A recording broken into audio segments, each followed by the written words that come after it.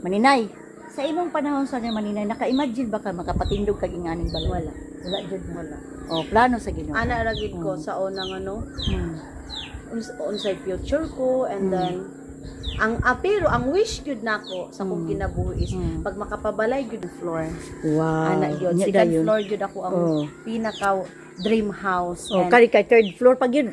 Oh. pero wala ko nag-expect nga ingon ani kay syempre wala ba ako nakahuman og eskwela, and then akong school pod stop second reading, sometimes third bitaw, reading no? na muskuan start, so wag kisa may nag-expect in taon nga makaingon ani, pero By God's grace. oo, by God grace. Naagid ang Ginoo magplano sa atong kinabuhi mo na. Dili then- kita mawad-an og Paglaom. pag-asa. Pag-asa, Paglaom. basta sabayan o Pagkugi, pag-ampo. Importante gid ang Hard work, Hard kugi. work.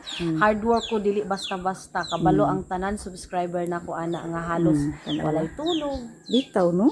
Basta ingon sa Ginoo, ihatagan kag blessings, dili pud ka kabalo pud ka mo share sa imong blessings. Nga ang Ginoo dili kita pasagdan. Kaysa ingon ani nga balay sa tinuod lang, kung dito ni sa city, dili ingon ana kada ko, kaya lang ang transportation is grabe, sobra, doble. Kaya ang i-transport yung isa kayo mo ng pambot pinadaan, no?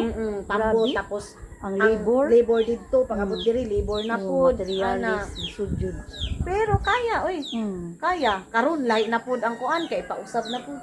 Di ba? Pero sige lang. Dili gid na rin, oy. Oh, latadaw ran mga ka-friends, oh. Kung unsa ka lami sa imong paminaw diri sa iyang lugar, oh.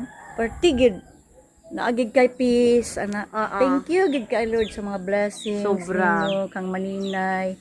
Nya naka-share pud mi diri, nakaanhi mi siyang lugar. Maninay.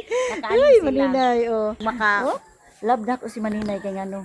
Butan niya, very accommodating, humble.